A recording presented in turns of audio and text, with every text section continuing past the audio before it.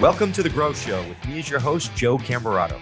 I am an entrepreneur who created my company, National Business Capital, from literally $0 out of my spare bedroom to over $2 billion in business loans secured for entrepreneurs nationwide. Since 2007, I have seen just about every type of business. I provide money and help entrepreneurs access capital to scale fast, but I also know that it's possible for you as you scale to replace yourself, to build systems, processes, and great teams of people that can live on without you so you can actually enjoy your life and your company can still grow. I will not only tell you the peaks and valleys of my story, but I will also bring on world-class entrepreneurs to tell their stories and share their lessons on their growth journeys. Welcome to The Growth Show.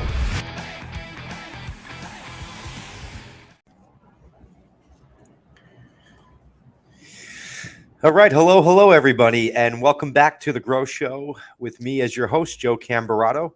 On this show, we talk about entrepreneurs making it happen in their businesses, in their industries, all the successes and, more importantly, challenges that they've overcame in growing their business, their brand, and making it happen as an entrepreneur.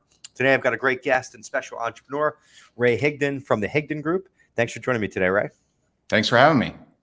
Yeah, good stuff. And really been a pleasure to get introduced to you and get to meet you. And you've got an awesome short story that I'm really excited to really to hear a little bit more about, and more importantly, our viewers to hear about. But why don't you tell us a little bit about you, and your business and what you've got going on? Yeah, for sure.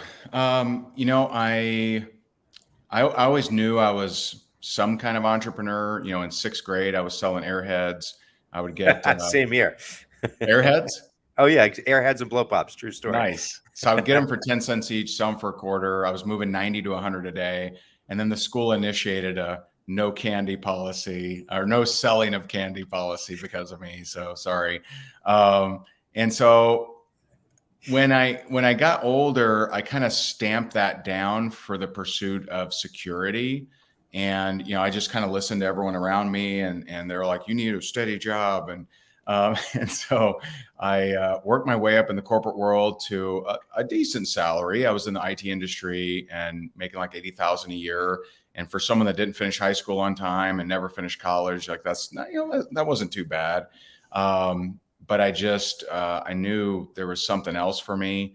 And in 2004, I saw a bunch of my buddies making money in real estate and from high school. And I'm like, if those knuckleheads can do it, I can too. And so I'm here in the state of Florida. I live in Naples. And so I jump into real estate and just, it's rocking and rolling, man. I mean, just flipping 10, 12 properties a month. I bought, me and a partner got 37 rental units. Things are rocking. And then 2008 and, we get wiped out. My partner goes back to a job. I get wiped out. I go into foreclosure and wasn't really sure what I was going to do, and went in a pretty unconventional way and bounced back and, built a Inc. 5000 company from scratch. And, here we are. Wow, that's amazing. And, I definitely, two things. One is, that happened to me getting shut down with the candy at school too. And I would tell the teachers it's better than selling drugs. True story. And had the same, similar challenges, 08, 09. I wasn't in real estate, but I was in the mortgage business. I exited before that, but started my company in 07 in the business lending world, and just, went right into the 08, 09 meltdown and almost lost my house and had really everything on the line. And it was a crazy, and scary time when, no debt to a lot of debt, getting the company going, and, money in the bank to no money in the bank. And that really happened very quickly. So I definitely got a lot of respect for you that you kept going.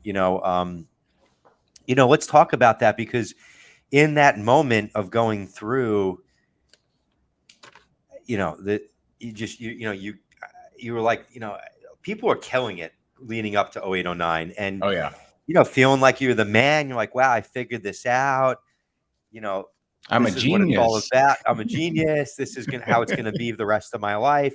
Why doesn't everybody do this? Right? All those things that you think Absolutely. of.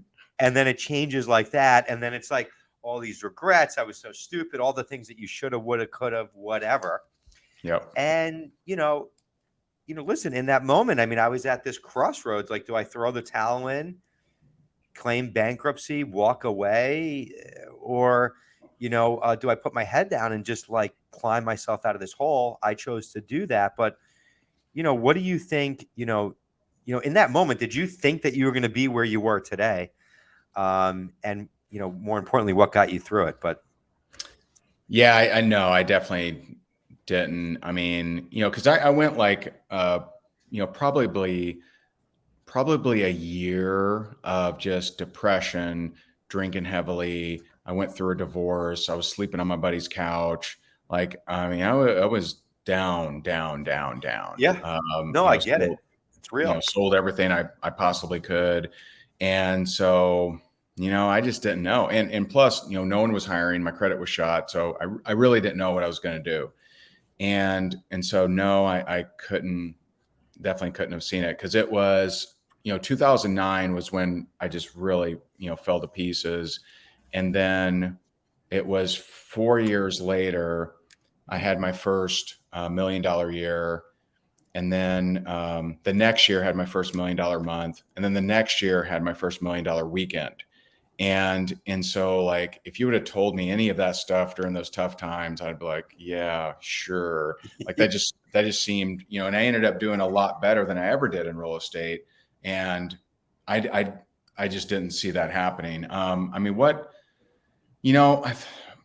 it's interesting, because I really feel like I have two different paths, in that there was the pretty straightforward workaholic path, and then there was more of a awakening path.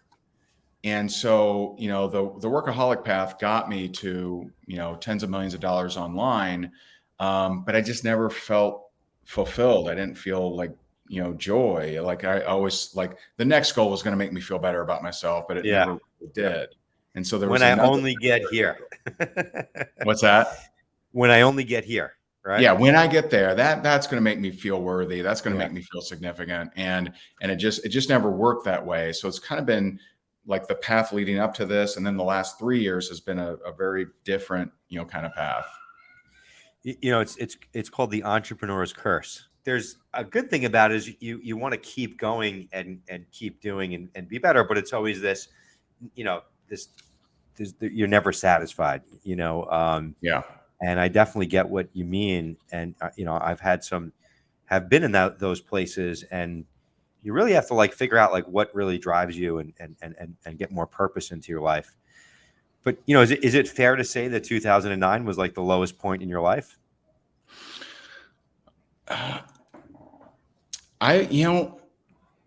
There's a couple things that, what's interesting about 2009 is I think it was the longest period of time where I was down, like just down energetically, down emotionally.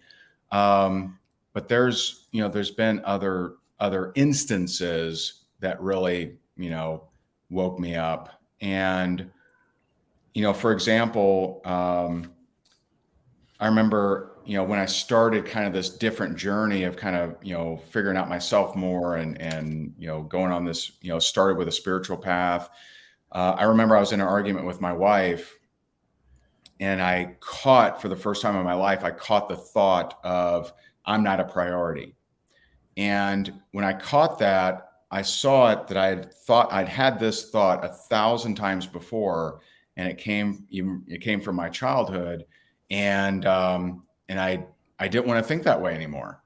And so catching that thought and deciding I don't want to be that person anymore created a lot of tension.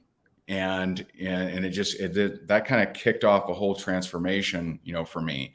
When I was broke and I decided to make the move, that was like some of the best times, which is very strange, but you'll hear this from entrepreneurs is, when you're down, obviously you're down, but like when you make a move, I was still in foreclosure, still dead broke, still all the bills, still all this stuff. Yeah. I was on the move, man. And so like, I felt good about that. I was going somewhere. And so I think the key thing is, if you're feeling down, make sure you pick a new path, make sure you pick a new set of thoughts of where do I actually want to go? Well, it's like one of the seven human needs is progress. And I think when you're down and then all of a sudden you could see the end, like the light at the end of the tunnel, Yeah. and even if it's little progress, Yeah. you're like climbing yourself out of it and you're actually making progress. And more important, you're like, wow, I found something. And I felt like that absolutely happened, for me as well. And I think one thing I kept telling myself, oh nine, oh 10 was like, well, like it can't really get any worse than this. So it's all upside from here. And Nice. just those little switches in your mind. I mean, it's Yeah. as silly as it was then. I used to make a joke of it. I would kind of just make myself laugh. It was kind of like a sick joke because you're really in a fucked up place, Yeah. and but it's true. Like it's like, wow, you're making progress, and you're like, I think maybe too, it's because I don't know if you felt this way, but I always thought like I was in the mortgage business and like, hey, I was going to do this for the rest of my life. And then when it was taken away, I was like, oh my, well, what do I do now? Yeah. And then Like a when I piece of your figured, identity was taken. yeah, yeah. Um, I think I worked hard, but I'm like, wow, I should have worked much harder and socked away more money or whatever. And then Hmm. I think when you like, I think there's a lot of people that like hung on to that. A lot of things, Oh yeah. in Long Island, Florida, the mortgage business was huge. There's a lot of people in real estate, Yeah. and they hung on to that where I was already like saw the light at the end of the tunnel and something else. And I think finally you're like, wow, there's something else. And you attach to that and you just, Yeah. you get fixated on it, rock and roll. I think that Yeah. was I've really, I've met people and they still talk about those times, and I'm like, dang, man, like it's been over a yeah, decade, bro. Like yeah, no keep one's it coming to moving. save you, man. Like let's go. and, Yeah. and so Yeah. 100%. You got to keep moving. it's wild. And, and I've had to reinvent the wheel within, my own business, right? Yeah. In the last, it's been 15 years now. And I think that's the biggest thing with, the reality is change constant. Things keep changing. And I Yeah. think it's really hard for most people to just understand that. And if you don't understand that things are going to keep changing in business and in your personal life, you can get just really fatigued and burnt out.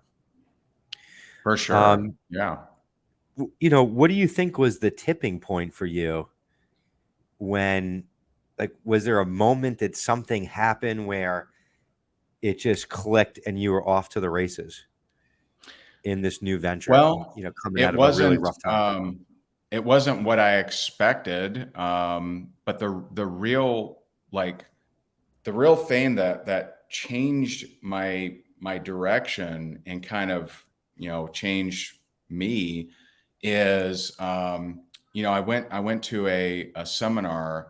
It was a 3-day seminar that someone had bought my ticket to, and I'm like, all right, I need to make money. Like, hopefully, I'll learn how to make some money. And then on day 2, I realized that I had repair relationship with dad on a to-do list with no priority. And I hadn't talked to him in 13 years. I grew up in a very abusive home, so I had every justification.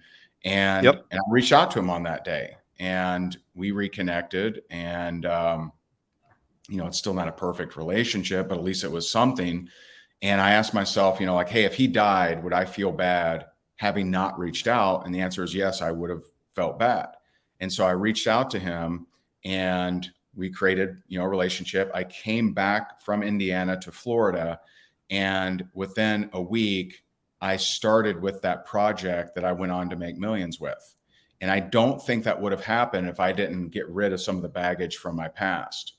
And what's interesting is it also served two purposes. That process of reconnecting with him is the first time I ever shared that story. I was up in Myrtle Beach, and I was doing a training for a team up there. And I do the training, and I just got this big calling to talk about my dad, which I'd never talked about. I'd never shared publicly. And so I share that exact same story. And Kenneth, the guy that booked me for that training, when I finish, he's walking toward me, tears running down his face. I'm like, whoa, man, that hit you hard. He said, I can't believe you just shared that story. I haven't talked to my dad in 17 years. And tomorrow I fly out for his funeral. And I was like, Wow. whoa. Wow. And that it fed me in a different way of man, I need to be more vulnerable. I need to be less Superman, less tactic, and more like, be vulnerable and share Human. some of the tough stuff that I've overcome. That's why I love your show, The Grow Show. And so that was the switch. I mean, if that doesn't happen, I just don't think energetically I whatever got fixed or changed or whatever, I was all of a sudden open. And it's like when you clear up your past, some of your future opens. And that's what happened for me. Yeah, it's really cool. I appreciate you sharing it, and I think sometimes in business you think it's all business, but a lot of Right. times what holds us back in business is things that are happening personally, Totally. whether it's with ourselves, family, relationships, whatever, and there was definitely some things that I had to clean up personally, old, baggage growing up, divorced parents, Mm, started a business in a crazy relationship. There was some things that I had to really cleanse and work on myself. And I went on this mission of working on myself. And I think, really from there, that's probably when I had the biggest movements in business than I ever had.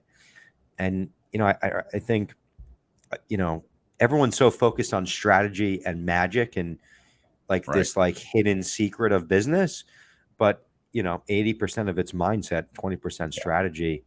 I'm a big Tony Robbins guy. He talks about that all the time, and it really is true. I mean, mindset has been probably one of my greatest assets and have gotten me through the most challenging times, in business. And if you haven't had challenging times in business, then you're not growing hard enough. you that's know, right. You're not trying hard um, enough. That's true. yeah, you're living in comfort zone, and that like I hate comfort zone. I've done so many things in my life to get myself uncomfortable, to take on more debt, to do things that have motivated the hell out of me, but mindset has been the biggest piece to get me through some of the craziest times. For What sure. do what do you think like what do you think your what do you think the biggest reason is for you for your success, Ray? Um, I mean, I would say it's twofold. One, just very basic, is just focusing on value. Like, who is my customer? How do I bring them value? How do I help them? How do I solve a problem? So, I do a lot of speaking. I'm a keynote speaker for a lot of different, events and companies. And, private clients are usually, doing really well, but a lot of times, a client will, I'll get a client that is doing really well, but they just don't feel good about their success or their parenting or their, marriage or whatever. And so it is a lot of emotional work.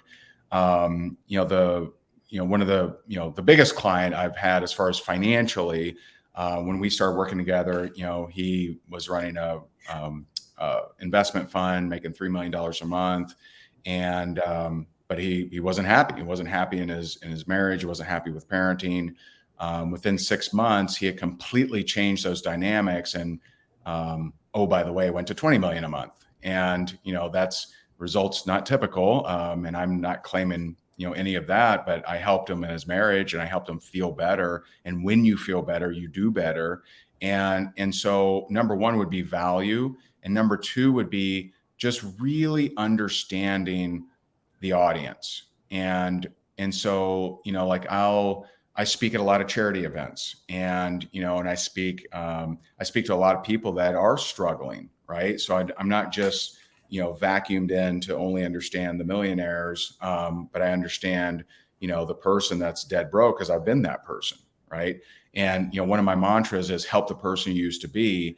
And I've been a lot of people. I've been a workaholic. I've been suicidal. I've been abused. I've been all kinds of different things. And so I can kind of relate with a lot of different types of people. And so if you combine that relatability with providing value and solving problems, you should be making good money. You should be successful. And so I would say those are the two things. Yeah, wow, that's awesome. Really, really good stuff. I appreciate you sharing. So, talk a little bit more about your business and what exactly you do at the Higdon Group. Yeah. So we're really good at helping industries that have to do with building profitable teams, building performance-based teams. So I work with a lot of people that have insurance teams, a lot of people that have real estate teams. And I do a lot of work in the network marketing space. That's somewhere that, my wife and I have had a lot of success in. And so anywhere where you're building a performance-based team and you want to improve your, recruiting, you want to improve your sales, your marketing, and that's what I do as mainly a speaker or a trainer. Like we have a monthly membership group. We got a little bit over 10,000 people in there, pay $27 a month. And I give them a training and an action step every day. And then on the personal side, as far as working with clients, it's usually someone that's, making really, solid, 7-8 figures, and just helping them feel better about themselves and feel better about their accomplishments. And sometimes there's some strategy in there. I just started working with an insurance company and helping them to improve their marketing because they've done more traditional kind of stuff and they're wanting to do more TikTok, Instagram reels and that kind of stuff. So I teach that as well. And so, yeah, we love what we do. Our latest book is called Time, Money, Freedom. And that's published by Hay House. And it's really more of, I would say, life lessons. There is some, hey, here's how to improve your money situation, but it's really a lot of the different things that we've discovered of going from dead broke to Inc. 5000, going from my wife was working at the makeup counter to being a keynote speaker. And so, we love what we do. That's really great stuff. It's really cool. And we should definitely talk more. Yeah. Got an awesome team of people and there's probably ways that we could be working together and then For sure. speak to so many entrepreneurs. So where do you go from here? What's getting you out of bed, every morning? The big question. Oh man. So, I am and I'm new to talking about this, but I am a new Christian, and literally a week and a day ago, I got baptized, and it's just opened up different areas of my life that I couldn't figure out myself, and so I'm very, very passionate about that, and I've just been called to to speak about that and talk about that. There's something that I've learned over the years as a speaker and as a coach is we all have these sacred wounds, and sacred wounds are specifically what did you need as a kid but didn't get enough of. And so, for me, that was, security, friendship, love, attention, praise, like you name them, right? And I didn't have those things. Yeah. I was like a table lamp. And so when you go through those things, it makes it hard for you to ever receive those because you don't have the dendrites to actually accept those things. But you can actually make that your sacred gift and give those things and be very good at giving those things. And so that's something that, interestingly enough, I've noticed a complete change in how I can accept these things for the first time in my life because of this newfound, faith. And I'm new to it. I'm not the pro or an expert or a scholar or a prophet or anything like that. But that's what I'm most excited about is just having a newfound, belief, a newfound faith in God and Jesus. And so I'm out here talking about it whenever I can. Oh, good stuff. That's awesome. Very cool. Well, thank you. Thank you for sharing that and really good stuff. It's positive. And, just, on that note, I guess, what would be one thing that you'd like to share, with entrepreneurs, watching the show that would encourage them, show's all about growth. What's something that you like to share? Yeah. Sometimes we're blessed to build a company and an income stream that we love, right? And we're passionate about it. It's awesome. And, and sometimes we have something, like I'm very grateful and blessed. I have a $1 million income stream that comes from something I don't do anything for, just from a relationship that I had. And, it has nothing to do with passion. It just rolls in and it's awesome. But if you get to a point where you're making tons of money and you just don't feel, you're not feeling significant, you're not feeling called to do it, you're not passionate about it, then go do that thing. And that doesn't mean you have to sell your company, or it doesn't mean you have to stop doing that thing. But just I would just say, man, we get one life to live here, and like, go after what it is that you want. You want to speak and impact kids in foster care. You want to go and build water wells in Kenya. You want to go build schools in Guatemala. Go do that thing. Don't just think that because you have a profitable business and you're making millions of dollars, you have to stay right there and do that exact thing, even if it's not calling to your heart. And so I would just say, pursue things that really fire you up and make you want to do them, not just for the dollar amount, because we all have enough brains to figure out how to make money, and some of us a lot of money. But follow the heart, open that heart up, which took me only 40 some years to do. But I can tell you it's well worth it, and it's very, very different than just going after the money. And so keep going after the money, keep getting the money, but there's something above that. There's something additional that can really be rewarding. 100%. Yeah, it's more about, there's more to it than money, and if you're not doing something to fuel a purpose, to give back or whatever, it's kind of, what's the point? It's great stuff. Really well said. Really appreciate you being on the show, Ray. And folks wanted to find out more about you, follow you. Where can they find you, and how do they get a hold of the Higdon Group? Yeah, I mean, most of my accounts are under my name, at Ray Higdon. I do a lot of stuff on Instagram, do a lot of stuff on Facebook. The website is higdongroup.com. But if you want to check out more of my videos and things like that, Instagram's a pretty easy one, at Ray Higdon. Perfect. Great stuff. Well, thanks again, Ray. I appreciate that you continue to grow, improve, and push yourself. And thanks for being on the Grow Show. Keep doing what you're doing. And I appreciate you being here. Thanks for having me. Thank you.